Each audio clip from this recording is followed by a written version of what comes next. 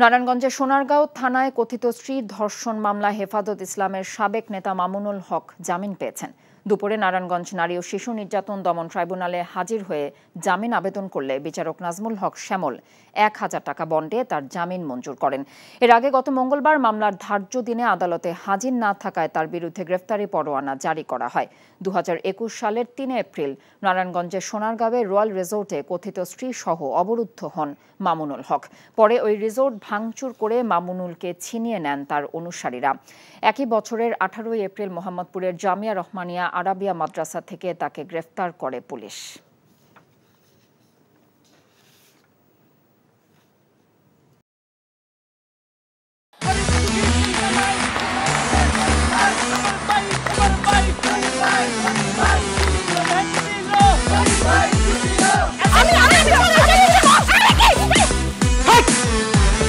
কি ধরনের আকাম করেছে জানো? সারা বিয়ে করলো দুখান, কিন্তু ফেসবুকে রিপোর্ট করেছে একখান। মেজাজটা আমার তো হট হয়ে রয়েছে অনেক আগ থেকে। আমি আমার জান পাখি, সোনা পাখি, টিয়ে পাখি, কি করতেছো? ফেসবুকে একটা পোস্টে অ্যাংরি রিঅ্যাকশন দিছিল। Don't touch my body. বড় বউয়ের প্রতি অনেকই বেশি না মায়া মহব্বত? যাও তারে গিয়া দেখাও, আমার কাছে আইছো কেলা? প্রথমে আমার ঘরে না এসে আমার চোখের সামনে দিয়ে গট গট করে ছোট বউয়ের রুমের মধ্যে চলে যাও কোন সাহসে?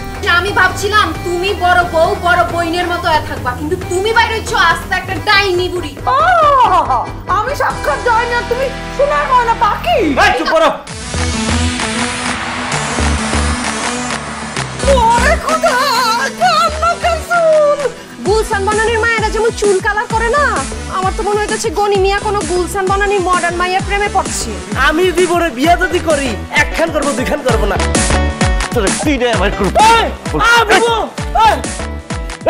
আরে কি করতেছ? আরে বাইরে করতে বাইরে যা কইছি শুনো, গড়তে বাইরেও তুমি কি করতেছ তুমি? কোথায় যাচ্ছ স্বামী আমার? হ্যাঁ, তুমি ছাড়া মোর কোনো গতি নাই, তোমার ঘরে একটুখানি দাও ঠাই। দেখাই দিচ্ছে ছোট বউ তার আসল রূপ, নাগিনী সাপিনী। শুনছি ভালোবাসা টিকে থাকে বিশ্বাসের উপর। আমার উপর তোমাদের সেই বিশ্বাস ছিল, আজকে দেখতেছি আমার উপর আর কোনো বিশ্বাস নাই। যেহেতু বিশ্বাস নাই, তোমাদের সাথে থাকার কোনো ইচ্ছা আমার নাই।